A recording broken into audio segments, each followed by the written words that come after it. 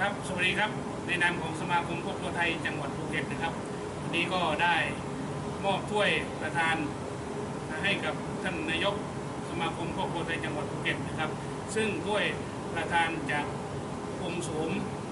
นะครับที่เราได้มาจากการแข่งขันสำหรับอาหารลุ่มแม่น้ำทะเลสาบสงขลาที่จังหวัดพัทลุงนะครับในการแข่งขันครั้งนี้